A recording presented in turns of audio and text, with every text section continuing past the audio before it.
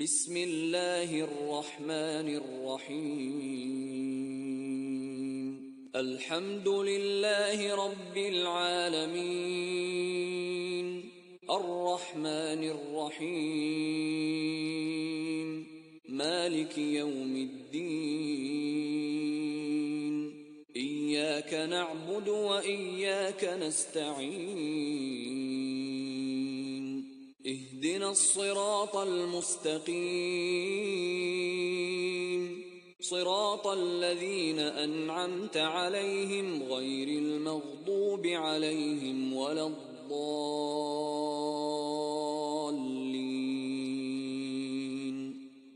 بسم الله.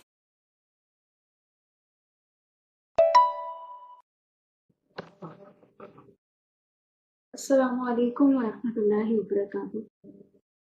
نحمده ونصلي على رسوله الكريم اما بعد. اعوذ باللہ من الشیطان الرجیم. بسم اللہ الرحمن الرحیم. رب اشرح لي صدری ويسر لي امری واحلل عقدۃ من لسانی یفقهوا قولی. رب زدنی علما اللهم فقهنا في الدین.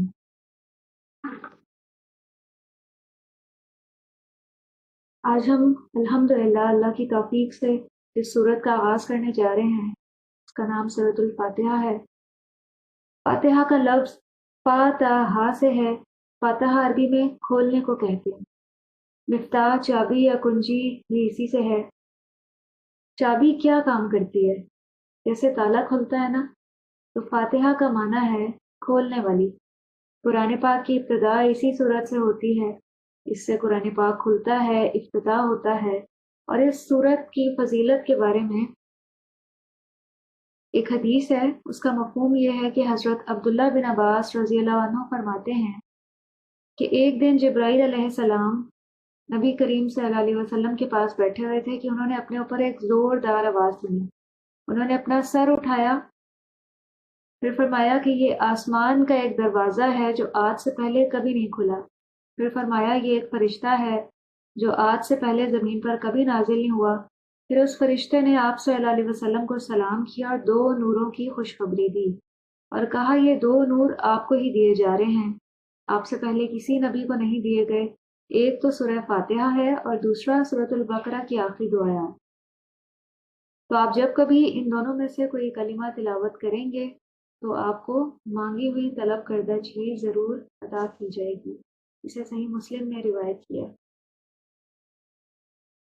تو اس سے کیا سمجھ میں آ رہا ہے کہ سورۃ الفاتحہ اور سورۃ البقرہ کی آخری 2 آیات کے ذریعے اللہ سبحانہ و تعالیٰ سے جو سوال بھی کیا جائے اللہ تعالیٰ اس کو قبول فرماتے ہیں.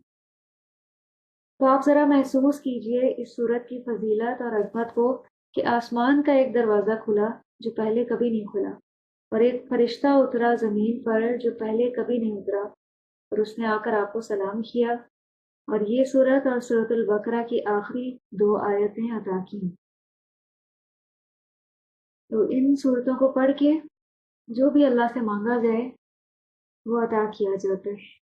اسی طرح رمضان بھی کیا ہے، اللہ کی رحمتوں کا مہینہ ہے. اس میں اللہ کی رحمت اور جنت کے دروازے کھلتے ہیں.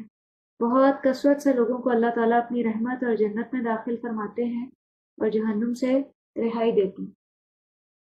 مراد اس سے یہ ہے کہ بہت سے لوگ اس مہینے اللہ سبحانہ و تعالیٰ کے حضور ایسی سچی توبہ کرتے ہیں کہ ان کے لیے جنت اور اللہ کی رحمت لکھ دی جاتی ہے. حضرت ابو سعید رضی اللہ عنہ فرماتے ہیں کہ آپ صلی اللہ علیہ وسلم نے مجھے فرمایا میں تجھے قرآن کی ایک ایسی صورت بتاؤں گا جو قرآن پاک کی سب صورتوں سے بڑھ کر ہے، اور وہ ہے الحمدللہ رب العالمین. وہی سمو من المثانی اور قرآن عظیم ہے جو مجھے دیا گیا. حضرت ابو ہریرہ رضی اللہ عنہ فرماتے ہیں کہ آپ صلی اللہ علیہ وسلم نے فرمایا سورۃ الحمد ہی ام القرآن، ام الکتاب اور دہرائی ہوئی 7 آیتیں ہیں. تو اس سورت کا نام الشفا بھی ہے.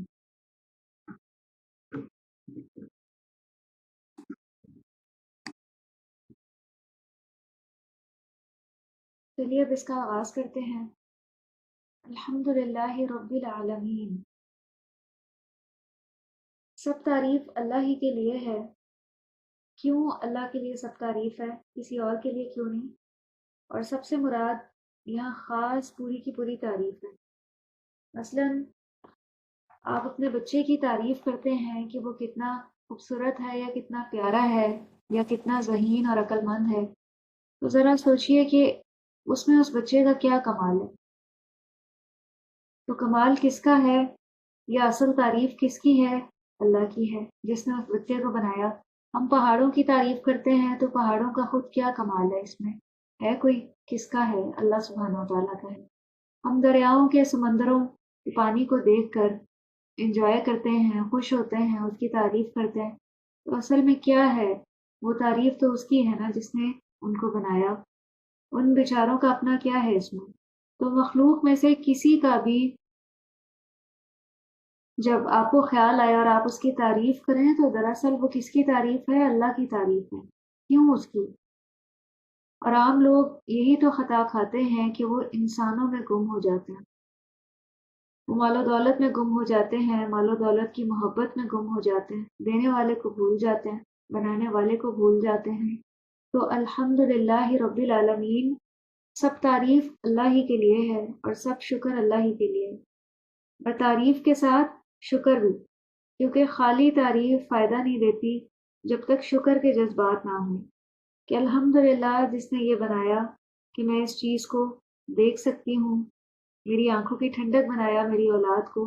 جب ہم کوئی چیز کھاتے ہیں تو تب بھی ہم کیا کہتے ہیں؟ الحمدللہ کہ جس نے ہمیں اس کھانے کے ذریعے طاقت بخشی، قوت بخشی، اطمینان بخشا اور ایک سرور بخشا۔ اور آج کل رمضان میں افطاری کے موقع پہ ہماری یہی کیفیت ہوتی ہے۔ ذرا سوچیں، جب ہمارے سامنے طرح طرح کے کھانے ہوتے ہیں تو کیا ہونا چاہیے؟ زبان سے شکر کے علاوہ دل میں بھی شکر کے وہ جذبات ہونے چاہیے کہ اگر وہ یہ تمام چیزیں نہ بناتا تو ہمیں کہاں سے یہ مزہ آتا؟ اگر وہ یہ ذائقے نہ بناتا، کھٹا، میٹھا، نمکین، یہ صلاحیت نہ رکھتا زبان پہ، تو ہمیں کہاں سے لطف آتا کھانے کا؟ اگر سونگھنے کی توفیق نہ دیتا تو ہم سب کیا کچھ بھی انجوائے کر سکتے تھے؟ تو سب شکر کس کے لیے ہے؟ اللہ کے لیے، جس نے ہمیں صحت سے نوازا، اس پہ اس کا شکر ہے۔ ہم جب بھی کچھ کھاتے ہیں، ہمارے جسم کے اندر جو اتنا بڑا سسٹم ہے کھانے کو انرجی میں کنورٹ کرنا اور پھر جہاں جہاں اس کو ضرورت ہے وہاں تک پہنچانا، یہ کام کون کرتے؟ اللہ سبحانہ و تعالیٰ۔ اور طرح طرح کی نعمتیں ہیں جنہیں دیکھ کر ہمارا دل خوش ہوتا ہے۔ ہم تعریف کرتے ہیں لیکن ساتھ ہی شکر بھی ادا کرتے ہیں کہ یہ سب کچھ جس نے ہمیں عطا کیا ہے اور ہمیں اتنی قوت بخشی کہ ان چیزوں سے فائدہ اٹھا سکیں۔ بہت سے لوگ ایسے ہیں جن کے پاس لاکھوں نعمتیں ہوتی ہیں لیکن ان کو اس سے خوشی نصیب نہیں ہوتی، ایسی بیماری میں مبتلا ہوتے ہیں کہ وہ کچھ بھی کھا نہیں سکتے۔ تو اس لیے اللہ سبحانہ و تعالیٰ کا شکر ہے جس نے ہمیں اتنی نعمتیں دی اور پھر اتنی قوت بخشی کہ ان چیزوں سے فائدہ اٹھا سکیں۔ اور وہ صرف ہمیں پیدا کرنے والا اور ہمیں بنانے والا نہیں، بلکہ اس نے بے شمار چیزیں بنائیں، بہت سے نشان بنائے اپنی پہچان کے۔ اور عالمین کیا ہے؟ یہ سب چیزیں جس کے ذریعے ہم اس کو پہچان سکتے ہیں۔ وہ رب ہے دونوں جہانی، تمام جہان کا۔ دو جہاں سے مراد تو دنیا اور آخرت ہے نا، اور تمام جہانوں کے لیے عالمین کا لفظ استعمال ہوتا ہے۔ جتنے بھی جہان ہیں جو انسان کے علم سے باہر ہیں، ان سب کا بھی وہ رب ہے۔ ویسے تو اللہ سبحانہ و تعالیٰ کی تعریف کی بے شمار وجوہات ہیں، ہمیں اپنے آپ کو اس کے اندر رکھ کر بات کرنا ہے۔ جیسے اس وقت ہم قرآن پہ غور و فکر اور تدبر کر رہے ہیں تو یہ بھی اللہ سبحانہ و تعالیٰ کی نعمت ہے۔ ہوا خیر مما یجمعون، ان تمام چیزوں سے بہتر ہے کہ جنہیں لوگ سمیٹ رہے ہیں۔ لیکن جب اللہ تعالیٰ دیکھتے ہیں کہ میرے بندے مجھ تک پہنچنے سے پہلے نیچے ہی کہیں کھو گئے ہیں، تو پھر بھی وہ ہمیں پکڑ نہیں لیتا فوراً سے، حالانکہ وہ اس پہ پوری قدرت اور طاقت رکھتا ہے کہ اپنے بندے کے گناہوں پہ اس کو پکڑ لے۔ لیکن اس کے باوجود اللہ سبحانہ و تعالیٰ کی محبت آپ دیکھیں کہ وہ اپنے بندے کو مہلت دیے چلے جاتے ہیں، دیے چلے جاتے ہیں کہ جب تک یہ زندگی باقی ہے، آخری سانس باقی ہے، تو مہلت عمل بھی کھلی ہے، اس کا دروازہ بھی کھلا ہے۔ اللہ تعالیٰ اپنے بندے کو چانس دیتے ہیں کہ ہو سکتا ہے میرا بندہ پلٹ آئے، رجوع کر لے، عاجزی اختیار کر لے، تو توبہ کا دروازہ کھلا ہے۔ لیکن ہمیں اس میں غفلت نہیں برتنی اور اپنے گناہوں پہ کثرت سے توبہ کرنا، جیسا کہ نبی صلی اللہ علیہ وسلم کا معمول تھا کہ آپ ایک دن میں 70 سے 100 بار استغفار کیا کرتے تھے۔ تو ہمیں بھی یہ طرز عمل اپنانا ہے، اور صرف زبان سے استغفار نہیں کرنا، بلکہ دل میں بھی وہ جذبات ہوں، ندامت ہو، شرمندگی ہو اپنے گناہوں پہ۔ ایسے ہی جذبات جو ہیں وہ گناہوں کو دھوتے ہیں اور دل کو صاف کرتے ہیں۔ ایک اور مثال سے آپ سمجھیں، آپ کسی کو کچھ دیں، کوئی بھی چیز یا پیسے دیں، اور وہ آپ کا شکریہ ادا کرنے کی بجائے اسی چیز کا ہی شکریہ ادا کرنے لگے، تو آپ کیا کریں گے؟ آپ کو کیسا لگے گا؟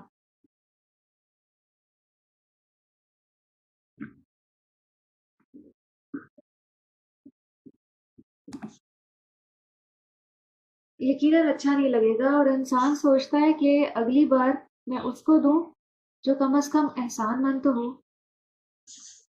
تو ہم بھی بہت سی ایسی غلطیاں کرتے ہیں، ہم بھی بہت سے موقعوں پہ اللہ کی بہت سی نعمتوں کی ناقدری کرتے ہیں۔ تو اس لیے یہ تمام چیزیں جو ہیں ہماری خدمت کے لیے بنائی تھی، ہماری انجوائمنٹ کے لیے بنائی تھی، ہمارے فائدے کے لیے بنائی تھی، اور کہا کیا تھا ان کو استعمال کرو، ان سے فائدہ اٹھاؤ اور میرے شکر گزار بن جاؤ۔ ہم اس کو تو بھول گئے اور انہی کے بیچ میں الجھ گئے۔ آپ کسی کے ساتھ احسان کرتے ہیں نا، ذرا سا وہ پلٹ کے تعریفی نظروں سے نہ آپ کو دیکھے، تو اگلی دفعہ جب دینے کی باری آئے گی تو آپ کہیں گے اس کو نہیں دینا، کسی اور کو دیں گے جو کم از کم کچھ تو احسان کرے بدلے میں ہمارے ساتھ۔ تو وہ رحمان، بہت زیادہ مہربان ذات، ہماری غلطیوں پر غلطیوں کے باوجود رحم کرتا چلا جاتا ہے، ہمیں مہلت دیے چلا جاتا ہے، ڈھیل دیتا چلا جاتا ہے اور رحم کرتا چلا جاتا ہے۔ اور کتنا رحم کرتا ہے، 70 ماؤں سے بھی بڑھ کر پیار کرنے والے۔ ایک بچے کو لک آفٹر کرنے کے لیے ایک ماں بھی کافی ہوتی ہے، لیکن اگر 2 ہو جائیں یا اگر 70 ہوں، تو آپ ذرا بتائیں کہ اس بچے کو کوئی تکلیف ہو سکتی ہے؟ نہیں، تو وہ تو 70 ماؤں سے بھی بڑھ کر پیار کرنے والے۔ آپ ذرا ایک ماں کی محبت کا اندازہ لگائیں، وہ اپنے بچے کی کیسے کیئر کرتی ہے، اس کے کھانے پینے کی اور دیگر ضروریات کی کتنی فکر رکھتی ہے۔ اپنی بیماری بھول جاتی ہے لیکن اپنے بچے کو تکلیف میں نہیں دیکھ سکتی، بسا اوقات خود نہیں کھاتی اور اس کو اپنے بچے کے کھانے کی فکر ہوتی ہے۔ راتوں کو اٹھ اٹھ کے وہ اس کو دیکھتی ہے کہ کیا وہ سکون کی نیند سو رہا ہے۔ یہ ماں کی محبت ہے، اور اللہ سبحانہ و تعالیٰ بندے سے کتنی محبت کرتے ہیں، 70 ماؤں سے بھی بڑھ کے محبت کرتے ہیں۔ تو کیوں پھر ہمیں صرف وہی ذات یاد نہیں آتی جب ہم مشکلات میں گھرے ہوتے ہیں؟ ہم باقی تمام سہاروں سے عاجز آ کے اللہ کی طرف پلٹتے ہیں۔ تو ہمیں اللہ سے ایسا تعلق بلڈ کرنا ہے کہ مشکل ہو، پریشانی ہو، کوئی بھی موقع ہو، ہمیں سب سے پہلے اللہ سبحانہ و تعالیٰ کی ذات یاد آئے، ہم اس کو پکاریں، اس سے فریاد کریں، اس سے طلب کریں، ہمارا بھروسہ اور توکل اس ذات پہ ہو، ہمارا ایسا تعلق ہو اس ذات کے ساتھ۔ تو وہ اپنے بندوں سے اتنا پیار کرنے والا ہے، ان کی نافرمانیوں کے باوجود فوراً نہیں پکڑتا، انہیں نعمتیں دیے چلا جاتا ہے، اور ہمیں اتنا کچھ اللہ تعالیٰ نے دے رکھا ہے ہماری نافرمانیوں کے باوجود۔ تو وہ الرحمن الرحیم ہے۔ پھر مالک یوم الدین، جزا اور سزا کے دن کا بھی مالک ہے، بدلے کے دن کا مالک ہے۔ یہ بھی بڑی خوبصورت بات ہے کہ وہ خود مالک ہے اس دن کا۔ اگر وہ آپ کا فیصلہ کسی اور سے کرواتا، مگر مثلاً آپ کی بہن کو کہتا یا آپ کے شوہر کو کہتا کہ اس کے لیے فیصلہ کرو، یہ جنت میں جائے یا جہنم میں، تو کیا ہوتا؟ کیا کوئی کسی کو جانے دیتا؟ کوئی کسی کو نہ جانے دیتا، اس بغض اور عداوت کی وجہ سے جو عام طور پہ ہم دلوں میں پال لیتے ہیں، کہ جس جنت میں میں جاؤں وہاں تم بھی، نہیں، ایسا نہیں ہو سکتا۔ تو یہ اللہ تعالیٰ کا بہت بڑا احسان ہے کہ وہ خود فیصلہ کرے گا۔ اس نے یہ فیصلہ کسی انسان نادان کے ہاتھ میں نہیں دیا۔ نادان بیوقوف کے معنی میں نہیں ہے، بلکہ نادان اس معنی میں ہے کہ انسان انسان کو جانتا ہی نہیں۔ آپ کو کیا پتا کہ میں کس نیت سے پڑھا رہی ہوں، یا مجھے کیا خبر کہ آپ کس نیت سے یہاں بیٹھے ہیں؟ ہم ایک دوسرے کو جانتے ہیں؟ نہیں، ہم صرف ظاہراً ایک دوسرے کو جانتے ہیں، لیکن نیتوں کا حال، دلوں کا حال، وہ صرف اللہ سبحانہ و تعالیٰ کو پتہ ہے۔ آپ کی مجبوریاں میں نہیں جانتی، لیکن اللہ سبحانہ و تعالیٰ جانتے ہیں کہ میرا یہ بندہ، اس کے پیچھے رہنے کی کیا وجہ ہے، اس کی کیا مجبوری ہے۔ جیسے ایک ماں ہے، اس کا جو ہینڈی کیپ بچہ ہوتا ہے نا، جو تھوڑا سلو ہوتا ہے، تو اس کے اوپر اس کی زیادہ شفقت اور توجہ ہوتی ہے، وہ اس سے زیادہ محبت کرتی ہے، کیونکہ باقی بچے جو ہیں وہ تو اپنا آپ سنبھال لیتے ہیں۔ اسی لیے بڑے بچوں کو بسا اوقات چھوٹوں سے جیلسی ہوتی ہے کہ آپ ہر وقت انہی کو پیار کرتی ہیں، انہی کی ہر بات مانتی ہیں، تو قیامت کے دن جب وہ فیصلہ کرے گا نا، تو وہ صرف ظاہر کے حلیے کو نہیں دیکھے گا۔ ہم تو ظاہر کے حلیے پہ معاملہ کرتے ہیں نا، کہ اچھا اسکارف پہنا ہوا ہے، حجاب کیا ہوا ہے، تو بہت دیندار ہے، ماشاءاللہ، اچھا قرآن پڑھ رکھا ہے۔ تو اللہ سبحانہ و تعالیٰ یہ بھی دیکھیں گے کہ اسکارف کے نیچے کیا تھا، کیا سوچیں تھی، کیا خیالات تھے، اور یہ نگاہیں کہاں کہاں جا رہی، اسکارف پہن کے بھی کہاں کہاں بھٹک رہی تھی، اور اس دل کے اندر کیا تھا، وہ تو اندر سے بھی نکال باہر کرے گا، پھر فیصلہ کرے گا۔ پھر صرف یہ نہیں دیکھے گا کہ 10 روپے خرچ کیے تھے، بلکہ وہ یہ بھی دیکھے گا کہ پیچھے کیا جذبہ تھا، اور دے کر کتنا سنبھالا، یا کتنا احسان جتایا، اور کتنی اذیت دی، یہ سب کچھ دیکھا جائے گا۔ ایک صحابیہ رسول ہیں، وہ ایک جنگ کے موقع پہ ساری رات ایک کھیت میں محنت کرنے کے بعد مٹھی بھر کھجوریں لے کر آئے نبی کریم صلی اللہ علیہ وسلم کے پاس، اور آپ نے وہ کھجوریں کل مال کے اوپر رکھ دی، ان کی خالص نیت، محنت اور کوشش کی وجہ سے، جبکہ منافقین جو ہیں وہ اس پہ ہنس رہے تھے۔ اس کے مقابلے میں ہو سکتا ہے ایک انسان لاکھوں اور کروڑوں خرچ کرے، لیکن اس کی نیت اللہ سبحانہ و تعالیٰ کے لیے خالص نہ ہو، تو وہ کیا ہے؟ وہ خرچ کرنا راکھ کی مانند ہے، وہ روز قیامت اعمال نامے میں نظر بھی نہیں آئے گا۔ ہماری کئی بار ایسی بڑی سے بڑی نیکیاں ضائع ہو جاتی ہیں، ہمیں خبر بھی نہیں ہوتی۔ کئی بار ہم احسان جتا جتا کے، تکلیف دے دے کے اپنی اس نیکی کو ضائع کر دیتے ہیں۔ تو اس رمضان میں ہم نے اپنے اوپر ایک چیک لسٹ پہ رکھنی ہے، اپنا جائزہ لینا ہے ہر عمل سے متعلق، کہ میں یہ عمل کیوں کر رہی ہوں، میرا روزہ رکھنے کا کیا مقصد ہے، نمازیں ادا کرنے کا، نوافل ادا کرنے کا، قرآن کی تلاوت کا، قرآن کو سمجھنے کا، اور مختلف نیکیاں کرنے کا، صدقہ اور خیرات کا، ان تمام کے پیچھے میری نیت کیا ہے۔ تو ہمیں اپنی نیتوں کا جائزہ لینا ہے، اور ہر کام میں اپنی نیت اللہ کے لیے خالص رکھیں۔ دنیا کی مادی چیزوں کا یا چھوٹے ریوارڈ کی حرص نہ رکھیں، بلکہ اللہ کی رضامندی تمام چیزوں سے زیادہ بہتر ہے، اس کے لیے حریص ہوں۔ اپنی نیتوں کو اللہ کے لیے خالص کریں، تو وہ مالک یوم الدین ہے، اور شکر ہے کہ وہ خود مالک ہے۔ وہ ہماری مجبوریوں، کمزوریوں، کوتاہیوں، کمیوں، ہر چیز کو جانتا ہے، اور صحیح ٹھیک ٹھیک فیصلہ کرے گا۔ جو رب اتنی صفات کا مالک ہو، تو اس کی تعریف کرنے کا، اس کا شکر ادا کرنے کا جو بہترین طریقہ کیا ہے کہ اسی کی عبادت کی جائے۔ جس رب نے سب جہانوں کو پیدا کیا، ان کو پال رہا ہے، ان کی پرورش کر رہا ہے، اس کی مہربانیاں سب پہ عام ہیں، سب کا انجام بھی پھر اسی کے پاس ہے۔ پھر ایسے رب کی تعریف کا اصل طریقہ کیا ہے؟ اسی کی عبادت ہو۔ اسی لیے پھر ہم کہتے ہیں ایاک نعبد و ایاک نستعین۔ ایاک نعبد، یہ بہت خوبصورت لفظ ہے، اور اس میں اتنی بے لوث اور اتنی گہری محبت کا اظہار ہے۔ ایک ہوتا ہے نعبد کا، ہم تیری عبادت کرتے ہیں، لیکن یہاں ہے ایاک نعبد، صرف تیری ہم عبادت کرتے ہیں۔ کیوں؟ کیونکہ سب کچھ تو اس نے دیا،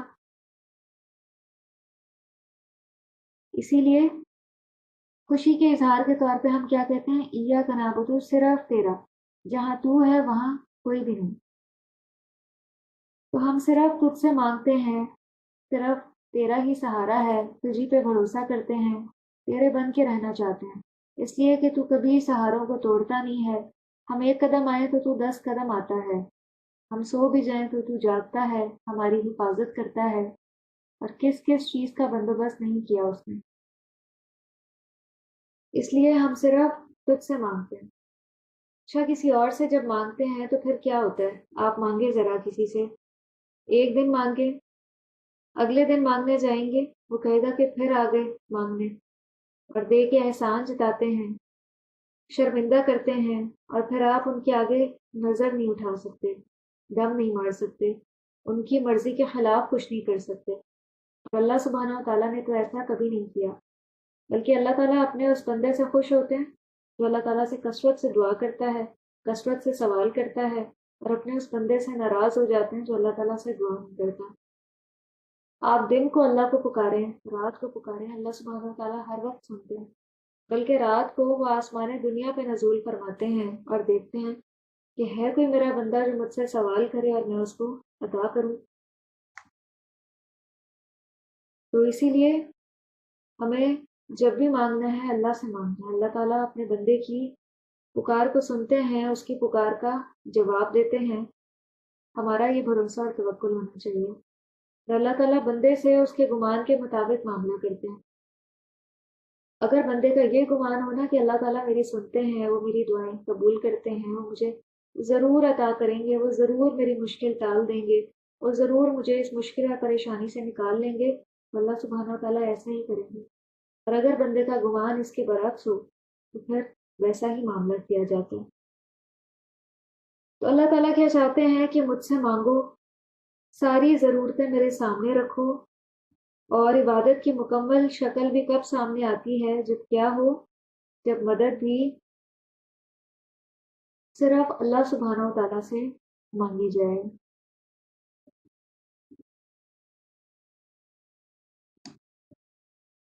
ایک حدیث میں آتا ہے کہ الدعاء اخو العبادہ، دعا عبادت کی کریم ہے، نچوڑ ہے، کوئی بھی عبادت دعا کے بغیر ادھوری ہے۔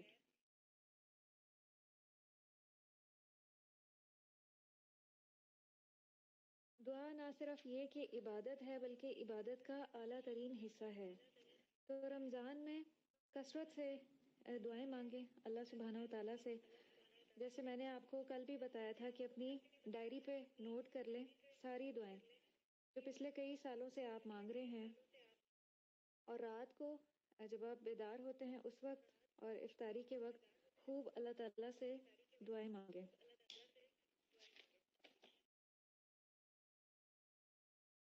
اور اسی میں ایک اہم دعا ہے اہدنا الصراط المستقیم، صراط مستقیم پہ چلنے کی دعا، اور پھر استقامت کی دعا۔ صراط مستقیم سے مراد کیا ہے؟ دین اسلام ہے، زندگی گزارنے کا طریقہ،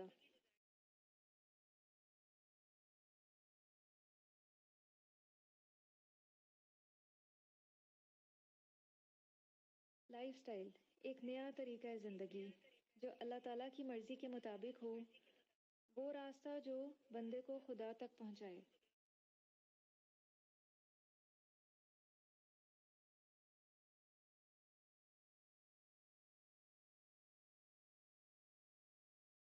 آپ سب کو میری آواز آ رہی ہے؟ جی آ رہی ہے، جی آ رہی ہے۔ جو اللہ تعالیٰ کی مرضی کے مطابق ہو، وہ راستہ جو بندے کو خدا تک پہنچائے، جو مخلوق کو خالق سے ملائے، ان کی سوچ، ان کے بول، ان کے عمل، ان کے معاملات کو کیا بنا دے؟ خالق کی مرضی کے مطابق۔ ہم مانگتے بھی ہیں تو ہمیں یہ نہیں پتا ہوتا کیا مانگ رہے ہیں، بولتے زیادہ ہیں اور سمجھتے کم ہیں، اور پھر کیا مانگتے ہیں؟ دنیا بھر کی چیزیں مانگتے ہیں، اور وہ نہیں مانگتے جو مانگنا چاہیے، اور وہ کیا ہے؟ سیدھا راستہ، دین اسلام، دین کی سمجھ بوجھ۔ ہم یہ سوال کتنا کرتے ہیں؟ اگر ہمیں کوئی کہے کہ ہدایت کی دعا مانگو تو ہم تو اپنے آپ کو بڑا ہدایت یافتہ سمجھتے ہیں۔ ہم دن میں کتنی بار صحیح معنوں میں ہدایت کی دعا مانگتے ہیں، جبکہ ہم اپنی نمازوں میں پڑھتے ہیں اہدنا الصراط المستقیم، اے اللہ ہمیں سیدھے راستے پہ چلا۔ تو کیا ہم اس کی طلب بھی رکھتے ہیں؟ ہم دل سے یہ دعا مانگتے ہیں کہ اے اللہ ہم ہدایت کے طلبگار ہیں، آپ ہمارے لیے ہدایت کے راستے کھولیے۔ تو ہمیں پورے شعور کے ساتھ یہ دعا مانگنی ہے کہ اے اللہ ہدایت کے راستے ہمارے اوپر کھول دے، ہمارے علم میں اضافہ کر۔ بلکہ ہم تو بسا اوقات ڈرتے ہیں کہ اگر ہم اس راستے پہ چل پڑے تو بہت سی آزمائشیں اور مصیبتیں آ جائیں گی اس راستے پہ چل کے۔ تو اس لیے اپنا جائزہ لیں کہ کتنے شوق سے ہم نے ہدایت کی دعا مانگی، زندگی گزارنے کا صحیح طریقہ مانگا، کس کس چیز کے لیے ہم نے دعائیں نہیں کی، کئی دفعہ رو رو کے دعائیں مانگی۔ تو ہمیں سیدھے راستے کی اللہ تعالیٰ سے دعا کرنی ہے۔ دنیا میں کبھی کوئی امتحان ہو نا تو اس کے پاس ہونے کے لیے دیکھیں کہ دن رات دعائیں کی جاتی ہیں، اور کیا ہم غافل ہیں کہ آگے ایک بہت بڑا امتحان ہمارا آنے والا ہے؟ اس کے لیے ہم نے کتنی دفعہ رو رو کے دعائیں کی کہ اے اللہ اس آخرت کے امتحان میں بھی ہمیں کامیاب کیجیے گا۔ جیسا کہ کل بھی میں نے آپ کو بتایا تھا کہ روز قیامت بندہ اپنے قدم نہیں ہلا سکے گا جب تک وہ 5 سوالوں کے جواب نہ دے دے۔ اس سے اس کی پوری زندگی کے بارے میں سوال ہوگا، خاص طور پہ جوانی کے بارے میں، علم کے بارے میں سوال ہوگا کہ کیا دین کا علم حاصل کیا تھا، اور اگر حاصل کیا تھا تو اس پہ عمل کتنا کیا تھا۔ تو کتنی بار ہم خلوص نیت سے یہ دعا کرتے ہیں کہ اے اللہ ہمیں وہاں بھی پاس کر دیجیے گا۔ تو اہدنا الصراط المستقیم یہ ایسے ہی نہیں مانگ رہے، یہ آپ ایک نیا لائف سٹائل مانگ رہے ہیں اللہ تعالیٰ سے۔ اور یہ کیسا لائف سٹائل ہے؟ یہ اللہ کی پسند کا راستہ، اللہ کی پسند کا راستہ ہم مانگ رہے ہیں۔ ہم پوری طرح بھی لوگوں کی پسند کے مطابق ڈھل جائیں نا، پھر بھی وہ راضی نہیں ہوتے، پھر بھی وہ کوئی نہ کوئی نقص یا کوئی نہ کوئی عیب یا کوئی نئی خامی نکال لیتے ہیں کہ ایسا نہیں، ایسا ہونا چاہیے۔ تو کیوں نہ ہم اپنے رب کو راضی کریں جو ذرا برابر نیکی کو بھی ضائع نہیں کرتا۔ تو کیوں نہ ہم اپنے ایسے رب کو راضی کریں جس کو راضی کرنے میں دلی سکون بھی ہے۔ اور جو انسان اللہ تعالیٰ کو راضی کرنے میں لگ جاتا ہے، اللہ تعالیٰ اس کو باقی تمام چیزوں سے بے نیاز کر دیتے ہیں۔ اور جو ہر وقت بندوں کے پیچھے یا دنیا کی محبت کے پیچھے دوڑتا ہے تو اللہ تعالیٰ اس کو پھر لوگوں کے حوالے ہی کر دیتے ہیں۔ اس کو پھر ہر وقت لوگوں کی فکریں ہی ستاتی ہیں کہ لوگ کیا کر رہے ہیں، کیا کہہ رہے ہیں، ان کے کیا مطالبات ہیں۔ تو اس لیے خلوص نیت کے ساتھ اللہ سے مانگے، اللہم اہدنی وسددنی، اے اللہ مجھے ہدایت دے اور مجھے سیدھا رکھ۔ اور مرتے دم تک ہم نے اللہ سے یہ دعا مانگنی ہے، ہدایت کی دعا۔ اور کن لوگوں کے راستے کی دعا ہم نے مانگنی ہے؟ صراط الذین انعمت علیہم غیر المغضوب علیہم ولا الضالین۔ اس راستے کی نشاندہی کیا بتائی گئی کہ وہ انعام یافتہ لوگوں کا لائف سٹائل ہے جن کا اسلامی طریقہ زندگی تھا۔ اور اس کی پہچان کیا ہے؟ یہ وہ لوگ ہیں جنہیں اللہ تعالیٰ نے نعمتوں سے نوازا۔ نعمتوں سے تو ہمیں بھی نوازا ہے، تو یہ کس نعمت کی بات ہے؟ انعمتا سے مراد ہے جنہیں دین اسلام کی نعمت سے نوازا گیا، اور جنہیں آخرت میں جنت کی نعمت سے نوازا جائے گا۔ اور آخرت میں ایک اور بہت بڑی نعمت ہے، اللہ کی رضا کا سرٹیفکیٹ جن لوگوں کو ملے گا۔ یہ اللہ کی تمام نعمتوں سے بڑی نعمت ہے۔ تو اس لیے ہمیں اس کی دعا کرنی ہے کہ اے اللہ ہمیں ہدایت دیں اور ان لوگوں کے راستے پہ چلائیں جنہوں نے آپ کو راضی کر لیا، جو آپ کی جنت کے حقدار بنے، جو آپ کی رضامندی کے حقدار بنے۔ مع الذین انعم اللہ علیہم من النبیین والصدیقین والشہداء والصالحین وحسن اولئک رفیقا، کہ انبیاء، صدیقین، شہداء، صالحین ان کا راستہ۔ تو ہمیں اچھا بننے کے لیے کن کی زندگی بننا ہے؟ انبیاء کی، کہ وہ کیسے انسان تھے اور ہم کیا کر رہے ہیں۔ اور ان میں سر فہرست کس کا لائف سٹائل ہمارے لیے نمونہ ہے؟ نبی اکرم صلی اللہ علیہ وسلم کا۔ تو اے اللہ ہمیں نیک لوگوں کے راستے پہ چلا، جیسے وہ خالص تھے ہمیں بھی خالص بنا، ہمیں بھی نیکی کے کاموں کی توفیق عطا فرما۔ اور آپ کے بارے میں اللہ سبحانہ و تعالیٰ نے کیا فرمایا؟ اِنَّکَ لَتَہْدِی إِلیٰ صِرَاطٍ مُسْتَقِیمٍ، یقیناً آپ سیدھے راستے کی طرف لے کر جاتے ہیں۔ یاسین والقرآن الحکیم انک لمن المرسلین علی صراط مستقیم، کہ بے شک آپ رسولوں میں سے ہیں اور سیدھے راستے پر ہیں۔ لقد کان لکم فی رسول اللہ اسوۃ حسنہ، اور تمہارے لیے رسول اللہ صلی اللہ علیہ وسلم کی ذات میں بہترین نمونہ ہے۔ پھر کون ہے؟ صدیقین، سچے لوگ، اس سے مراد صحابہ کرام ہیں، اور شہداء، ان میں سے وہ لوگ کہ جنہوں نے اللہ کی رضا پانے کے لیے اپنی جانیں تک دے ڈالیں، وہ ہیں ہمارے لیے اسوہ حسنہ۔ اور اس کے علاوہ صالحین سے مراد نیک لوگ بھی ہیں جنہوں نے صحابہ کرام کے طریقے کی پیروی کی، جو مختلف زمانوں میں آتے رہے، اگلے پچھلے زمانوں میں۔ تو اس کے لیے ایک اور اہم کام یہ کہ نیک لوگوں کی صحبت اختیار کرنی چاہیے۔ انسان جیسے لوگوں کی کمپنی میں ہوتا ہے وہ ویسا ہی بن جاتا ہے۔ تو نیک لوگوں کی زندگیوں کو دیکھنا چاہیے کہ ان کا کیا طرز عمل ہے، کیا طریقہ ہے، اور ان کے طریقوں کو دیکھنا چاہیے، اور ایسے لوگوں سے محبت بھی رکھنی چاہیے، ان جیسا بننے کی کوشش بھی کرنی چاہیے۔ تو یہ ہمیں نیکی کا ایک معیار بتا دیا گیا ہے جو اللہ اور اس کے رسول صلی اللہ علیہ وسلم نے قائم کیا ہے، ہمارا خود ساختہ معیار نہیں ہے۔ اور سورہ النساء کی آیت نمبر 69 میں اللہ سبحانہ و تعالیٰ فرماتے ہیں وَحَسُنَ أُولَٰئِکَ رَفِیقًا، کتنے اچھے دوست ہیں یہ لوگ کہ ان سے دوستی کرو، ان کو اپنا آئیڈیل بناؤ اور ان کو اپنا ہیرو سمجھو، ان سے محبت کرو، ان جیسا بننے کی کوشش کرو۔ اور کیسا نہیں بننا، کن کے طریقوں کو فالو نہیں کرنا، یہ آیت کے اگلے حصے میں بتایا جا رہا ہے، غیر المغضوب علیہم ولا الضالین، ان لوگوں کے راستے پہ نہیں چلنا کہ جن پہ اللہ کا غضب نازل ہوا، مراد ہیں یہود اور نصارہ۔ لیکن آج ہم اپنے آپ کو دیکھیں کہ پریکٹیکلی اس دور میں ہم مسلمان کیا کر رہے ہیں۔ ہم نے آج اپنی کتاب کو اور قرآن کو بند کر دیا، اپنی روٹ سے کٹ گئے، اپنی ہسٹری کو بند کر دیا، اور انعمت علیہم کا جو لائف سٹائل تھا اس کو بالکل ہم نے بھلا دیا۔ جبکہ قرآن کیا ہے؟ ایک لائٹ ہے۔ سنت رسول صلی اللہ علیہ وسلم کیا ہے؟ ایک لائٹ ہے۔ صحابہ کرام رضی اللہ عنہم کی زندگیاں کیا ہیں؟ ایک لائٹ ہے۔ اور ہمارا جو شاندار ماضی ہے مسلمانوں کا، ترقی یافتہ دور، وہ بھی ایک لائٹ ہے۔ لیکن ہم نے کیا کیا؟ ہم نے اس لائٹ کو آف کر دیا اور پھر ہم اندھیروں میں آ گئے۔ اور جب اندھیرا ہو گیا تو پھر ہمیں روشنی چاہیے تھی، اور ہم نئی روشنیوں کی تلاش میں نکل کھڑے ہوئے اور مادی روشنیوں کے پیچھے چل پڑے، مادہ پرستی کے پیچھے چل پڑے، اور ہم نے اپنا سب کچھ کھو دیا اور غیروں سے ادھار لینے لگے۔ صحیح راستہ جب گم ہو جائے تو پھر کیا کرتا ہے انسان؟ آپ ذرا سوچیں۔ سامنے جو راستہ بھی ملے اس پہ چل پڑتا ہے کیونکہ اس کے سامنے اندھیرا ہوتا ہے۔ اور تو جتنی محبت ہمیں نبی صلی اللہ علیہ وسلم کے اسوہ حسنہ سے کرنی چاہیے تھی، اتنی آج ہم ویسٹرن سویلائزیشن سے کرتے ہیں۔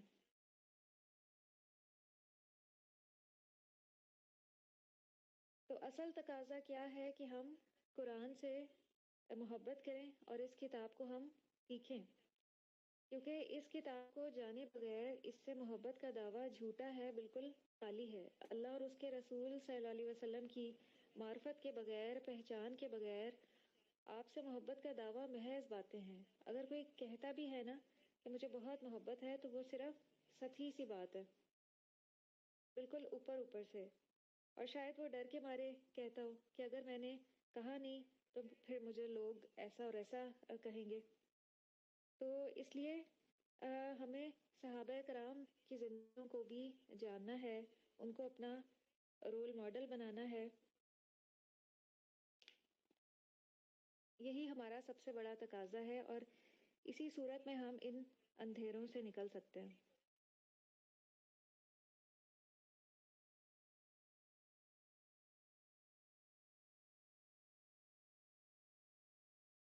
تو اس کے لیے ہمیں پھر کیا کرنا ہے؟ سب سے پہلے اپنے عمل کو تبدیل کرنا ہے۔ ہم قرآن سے جو کچھ بھی سیکھیں، ساتھ ساتھ ہمارا عمل بدلے۔ ہم جو بھی عمل کی بات سنیں یا سمجھیں تو سب سے پہلا ہمارا طرز عمل کیا ہونا چاہیے کہ ہم اللہ تعالیٰ سے دعا کریں کہ اے اللہ اس کو میرا عمل بھی بنا دیں، کیونکہ جب تک ہمارا عمل نہیں بدلے گا، اخلاق نہیں بدلے گا، جب تک ہمارا لائف سٹائل نہیں بدلے گا، تب تک ہم اندھیروں میں ہی رہیں گے، تب تک ہمارے دل میں اسلام کی اور اللہ سبحانہ و تعالیٰ کی حقیقی محبت نہیں آ سکتی جب تک ہمارا عمل نہیں بدلے گا، کیونکہ اسی دل میں اللہ کی محبت آتی ہے جو بالکل صاف ہوتا ہے آئینے کی طرح، جو دل میلا کچیلا ہو، جس پہ گناہوں کا بوجھ ہو، جو روحانی طور پہ بیمار ہو، تو وہ اللہ کی محبت سے بھی خالی ہوتا ہے۔ تو اس کے لیے کثرت سے استغفار کریں تاکہ دل پہلے آئینے کی طرح صاف ہو جائے، اور پھر اس کے بعد جو ہے قرآن کو سیکھیں، نبی صلی اللہ علیہ وسلم کی سنت کو سیکھیں، صحابہ کرام کا طرز عمل، ان کا لائف سٹائل سیکھیں اور اپنائیں۔ تو ہمیں صرف باتیں نہیں کرنی، اللہ کا پسندیدہ بننے کے لیے ہمیں اپنے عمل کو سدھارنا ہے۔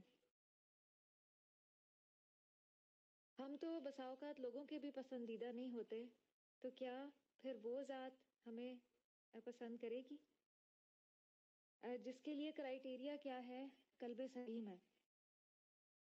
تو ہمیں اپنے دلوں کو انشاءاللہ اس رمضان میں قلب سلیم بنانا ہے، اپنے دلوں پہ محنت کرنی ہے ہم نے انشاءاللہ، اور اپنے دل میں شکر کے جذبات پیدا کرنے ہیں۔ صرف زبان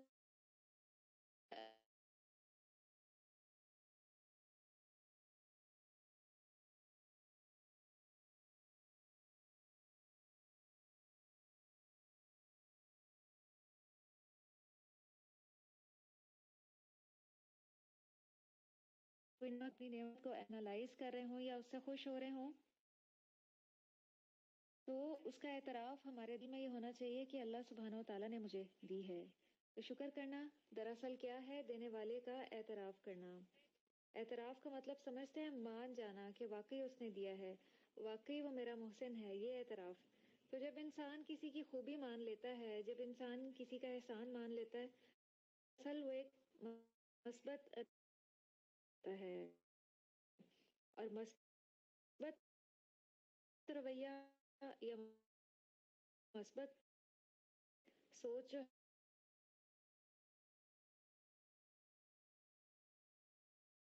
اس انسان میں ہوتی ہے، جو ایک اللہ کا بھی شکر گزار اور بندوں کا بھی شکر گزار، وہ بندوں سے شکوے شکایات نہیں کرتا بلکہ ان کا شکر گزار ہوتا ہے، اپنے والدین کا شکر ادا کرتا ہے۔ اسی طرح میاں بیوی ہوتے ہیں، وہ ایک دوسرے کی کوالٹیز پہ نظر رکھتے ہیں۔ جو انسان کوالٹیز پہ نظر رکھتا ہے اس کا یہی طرز عمل ہوتا ہے کہ وہ اپنے بچوں کا بھی تھینک فل ہوتا ہے۔ لیکن جو انسان نیگیٹو سوچ رکھتا ہے تو اس کا طرز عمل بالکل مختلف ہوتا ہے، اس کو ہر ایک میں صرف خامیاں ہی نظر آتی ہیں، اور ایسا انسان ایٹ دی اینڈ کیا ہوتا ہے؟ بہت زیادہ بدگمان ہو جاتا ہے۔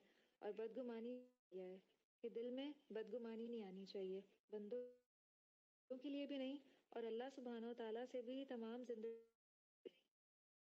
تو قرآن پاک کا پڑھنا، قرآن پاک کا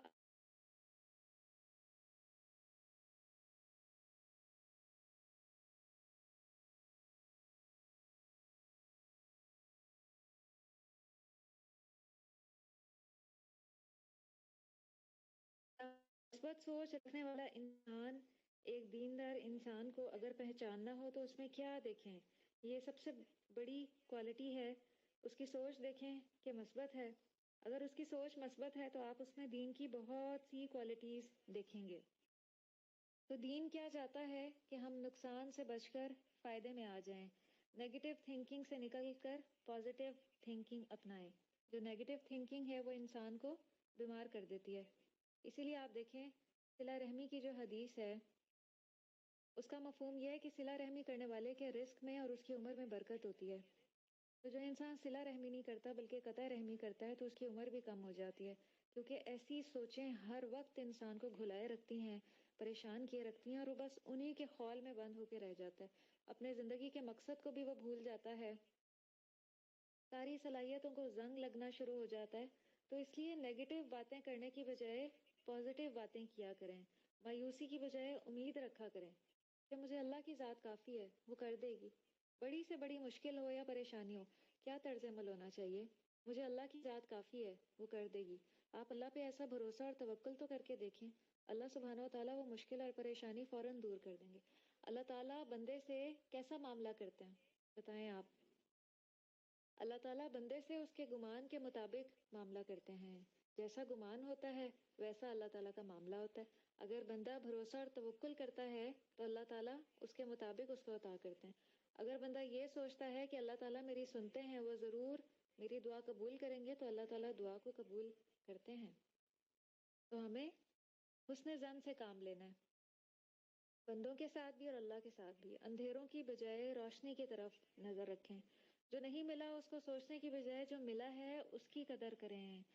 ساری زندگی ہم یہی سوچ سوچ کے کہ جو چیزیں ہمیں نہیں ملی ہم اپنے آپ کو گھلائے رکھتے ہیں، پھر اسی لیے ہم شکر گزار بھی نہیں بنتے، پھر اسی لیے ہمیں وہ نعمتیں بھی نظر نہیں آتی جو ہمارے پاس ہوتی ہیں۔ تو اس کا نتیجہ کیا ہوگا؟ کیا حاصل ہوگا؟ کیا ملے گا؟ مثبت سوچ رکھنے سے دل میں ایک اطمینان آ جائے گا، ایک سکون آ جائے گا، اور یہ اللہ کی ہر نعمت سے بڑی نعمت ہے کہ جس انسان کا دل مطمئن ہو جائے۔ دل لاکھوں اربوں اور خربوں سے مطمئن نہیں ہوتا، دل جو ہے وہ شکر گزاری سے اور مثبت سوچ سے خوش ہوتا ہے اور اطمینان پکڑتا ہے، تو دل میں ایک خوشی آئے گی۔ اور اس کا فائدہ کس کو پہنچے گا؟ اس خوشی اور اطمینان کا وہ کس تک لوٹے گی؟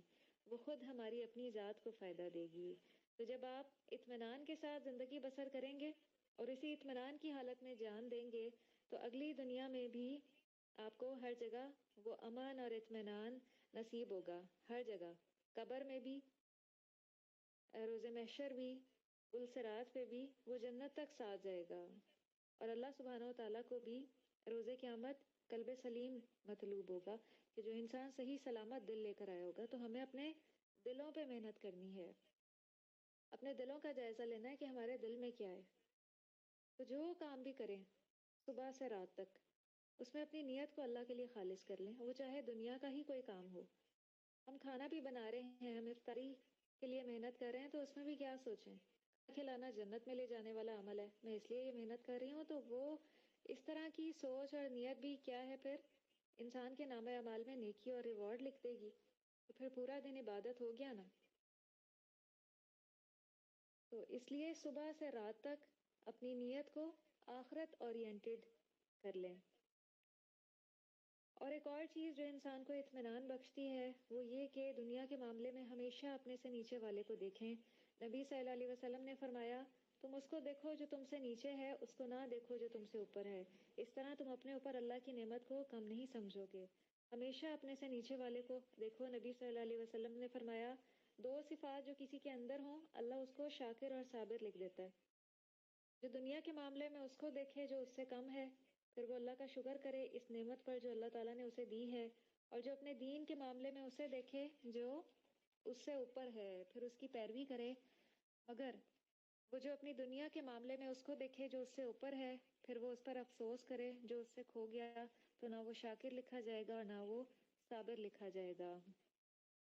تو دنیا کے معاملے میں اپنے سے نیچے والے کو دیکھنا ہے اور دین کے معاملے میں اپنے سے اوپر والے کو دیکھنا ہے، تاکہ ہمیں بھی موٹیویشن ملے کہ اچھا اگر وہ یہ کام کر سکتی ہے تو میں بھی کر سکتی ہوں، اگر وہ کم صلاحیتوں کے باوجود اتنا آگے جا سکتی ہے تو میرے پاس تو اس سے زیادہ صلاحیتیں ہیں۔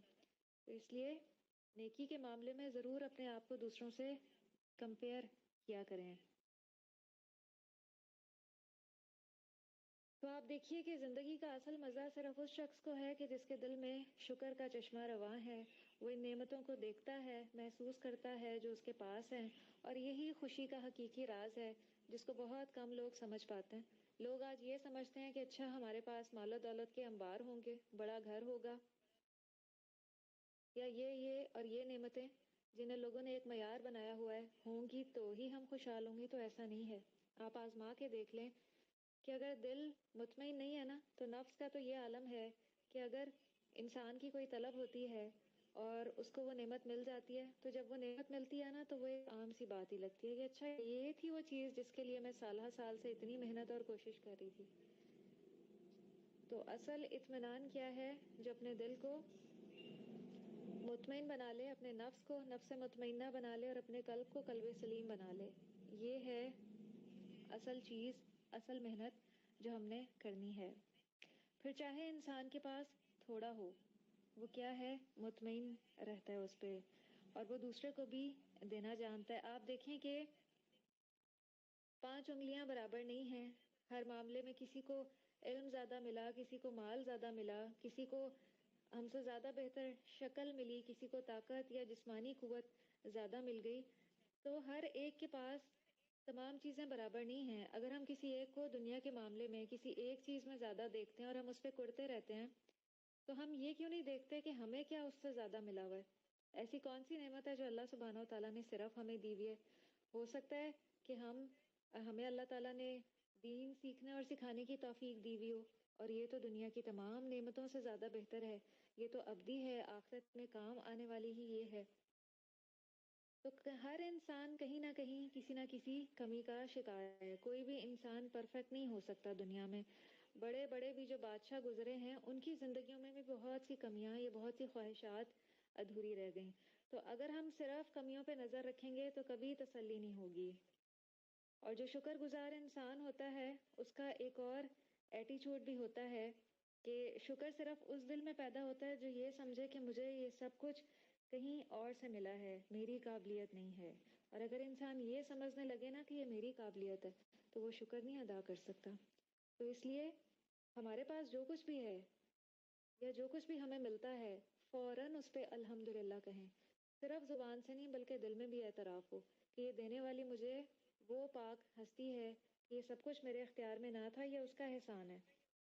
ورنہ پھر کیا ہوتا ہے، شکر کی بجائے کیا خصلتیں انسان میں آنا شروع ہو جاتی ہیں، تکبر، سرکشی، تو ہمیں ان سے بچنا ہے۔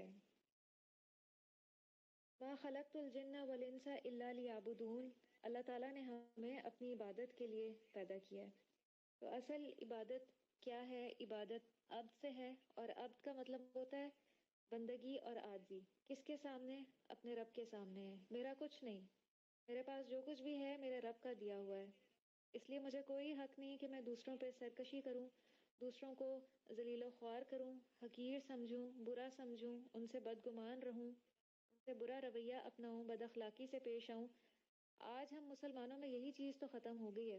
ہم نمازیں بھی خوب پڑھتے ہیں، تہجد بھی خوب پڑھتے ہیں، لیکن ہمارے اندر کیا ہے؟ اندر ایک خلا ہے اور ایک اندھیرا ہے۔ ہم نیک ہیں لیکن ہم سمجھتے ہیں انا خیر من کہ میں اس سے بہتر ہوں، اور یہ سرکشی اور تکبر ہے، اور یہ عبادت کے منافی ہے۔ اسی لیے جو ابلیس ہے وہ عبادت گزار سے کیا بن گیا تھا؟ شیطان بن گیا تھا۔ تو اسی لیے آپ نے کبھی سوچا کہ قرآن کا پہلا لفظ الحمدللہ کیوں ہے؟ کہ یہی تو ہم نے پیدا کرنا ہے اپنے اندر۔ قرآن کو پڑھتے ہوئے یہی شکر کے جذبات ہم نے پورا قرآن پڑھتے ہوئے اپنے ساتھ ساتھ لے کے چلنا ہے۔ جہاں نعمتوں کا ذکر ہو، ہم نے اللہ سے نعمتوں کا سوال کرنا ہے کہ صرف وہ ذات ہمیں دے سکتی ہے۔ ایاک نعبد و ایاک نستعین، کہ اے اللہ ہم صرف تجھ سے مدد مانگتے ہیں، تجھ سے سوال کرتے ہیں، ہمارا کوئی کمال نہیں ہے، اسی کا نام عبادت ہے۔ پھر کوئی ہماری بھی تعریف کرتا ہے تو ہمارا کیا اس میں کمال ہے؟ کوئی کمال نہیں ہے، سب کچھ اللہ تعالیٰ کا دیا ہوا ہے۔ تو اصل تعریف پھر کس کی ہے؟ اللہ تعالیٰ کی تعریف ہے۔ تو آج نماز پڑھتے ہوئے ہم نے اپنا جائزہ لینا ہے، الحمدللہ کو پڑھتے وقت اپنا تعلق اللہ کے ساتھ محسوس کرنا ہے کہ کتنا ڈیولپ ہوا، کیا حقیقت میں وہ شکر کے جذبات ہمارے دل سے بھی نکلتے ہیں، ہمارا اللہ کے ساتھ کمیونیکیشن بحال ہوا یا نہیں۔ تو فاتحہ کا کیا مطلب ہے؟ کھولنے والی۔ تو اللہ تعالیٰ نے ہمارے لیے الحمدللہ یہ راستہ کھول دیا ہے، جو کہ ہدایت کا راستہ ہے، اللہ کی رضامندی کا راستہ ہے۔ اللہ تعالیٰ سے دعا ہے کہ اللہ تعالیٰ ہمیں صحیح معنوں پہ اس راستے پہ چلنے والا بنا دیں۔ اور سب تعریف اللہ تعالیٰ کی کیوں ہے؟ کیونکہ وہ رب الامین ہے، الرحمن الرحیم ہے، مالک یوم الدین ہے۔ تو کیا کوئی اور ایسا ہے؟ رب کا کیا معنی آپ کو بتایا گیا تھا، جس نے پیدا کیا، پھر اس کو ذرے سے کمال تک پہنچایا، پھر پرورش کی، اس کی حفاظت کی، اس کو قائم رکھا، پھر اس کے ساتھ ساتھ وہ مہربان بھی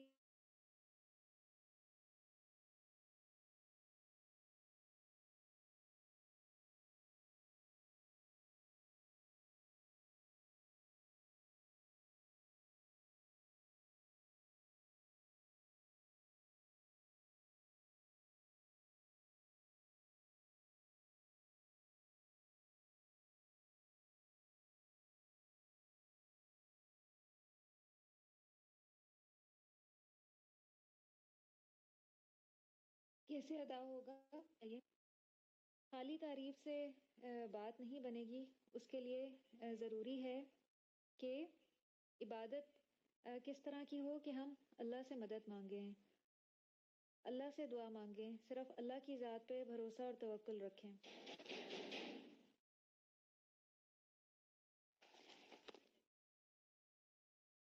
ایک منٹ.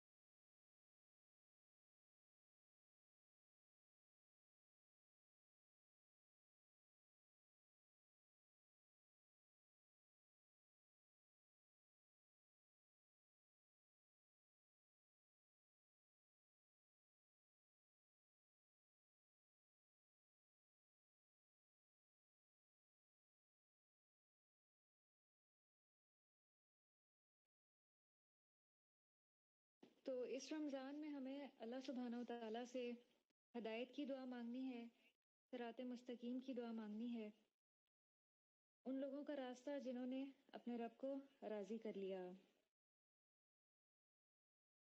تو اللہ سبحانہ و تعالیٰ ہمیں بھی توفیق دیں کہ ہم ان لوگوں کے راستے پہ چلیں جنہوں نے اپنے رب کو راضی کر لیا. اللہ تعالیٰ ہمیں بھی توفیق دیں، ہدایت دیں، صراط مستقیم پہ چلا دیں، اور اس قرآن کو سمجھنے والا، اس پہ عمل کرنے والا بنائیں، نبی صلی اللہ علیہ وسلم کے اسوہ حسنہ پہ عمل کرنے والا بنائیں، اور ہم اس طرح اپنے رب کو ملیں کہ اللہ تعالیٰ ہم سے راضی ہوں. جی، آپ میں سے کوئی کچھ کہنا چاہتی ہیں؟ تو پھر ہم اس کو اینڈ کرتے ہیں. الحمدللہ ہماری سورۃ الفاتحہ مکمل ہو گئی ہے.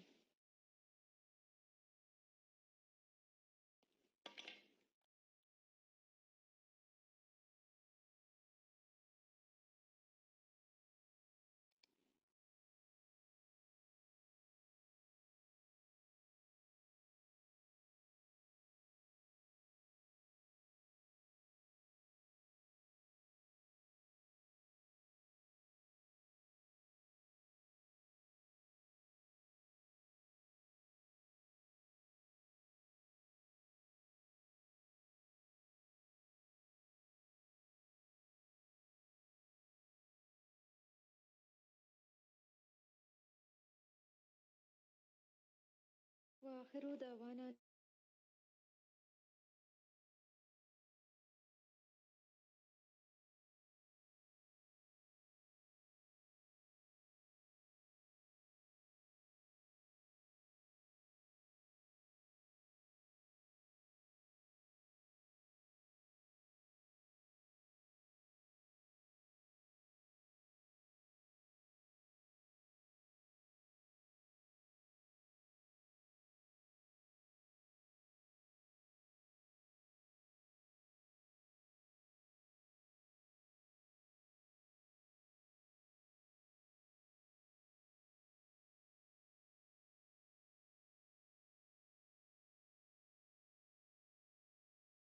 وعلیکم السلام ورحمۃ اللہ وبرکاتہ.